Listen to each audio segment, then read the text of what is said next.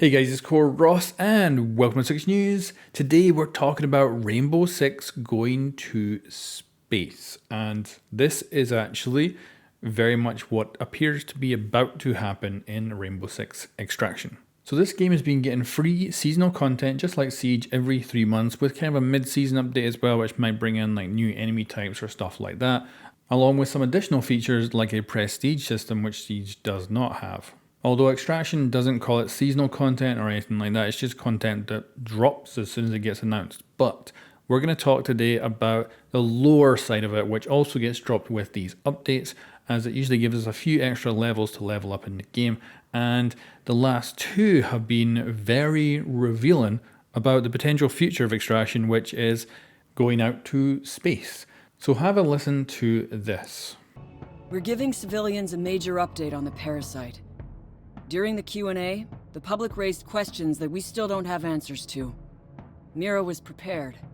For now. Now that was Ash talking about Mira, who is the director of React, which is kinda the special Rainbow Six unit in this universe. It's a spin-off universe from Siege, so it's not the same universe or anything like that, but of course the same characters.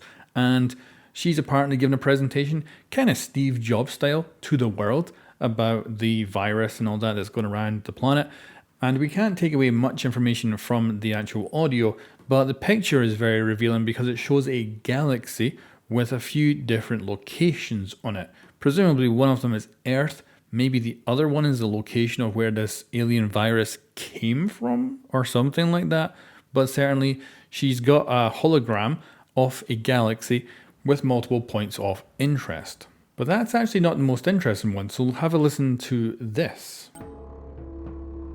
We've teamed up with multiple space agencies who all want in on React's future discoveries.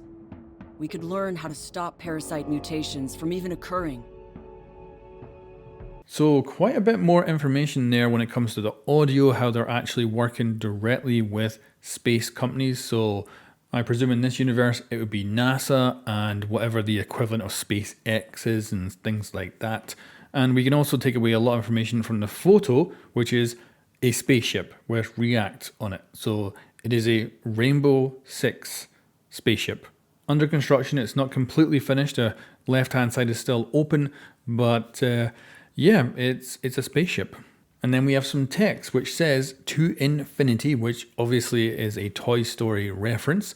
Then we have, with what we know about the parasite so far, React has to go above and beyond if we are going to stand a chance against it.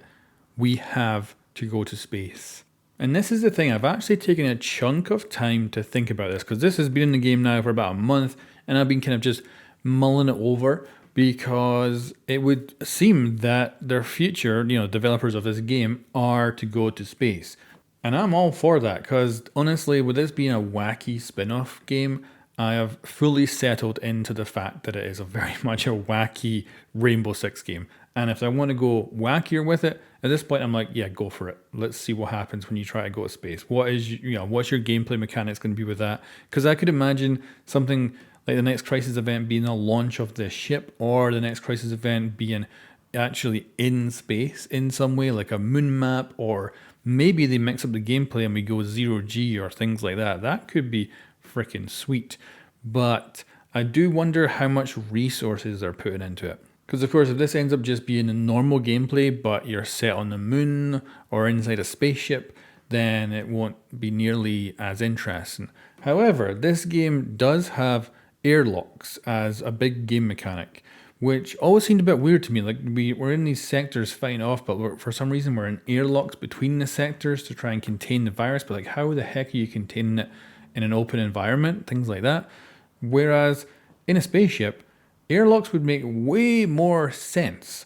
So I'm kind of like, maybe they were planning this from the start or something, but it is definitely weird. And yeah, I just wanted to let you guys know that it looks like Extraction is going to space. They literally say we have to go to space. So I'm presuming we are going to space. And like I say, I hope they do have the resources here to actually create some unique stuff that will be different. Of course, it'll be very wacky for the Rainbow Six universe, but I'm hoping it won't just be a slight variation on Extraction's formula that we've already got.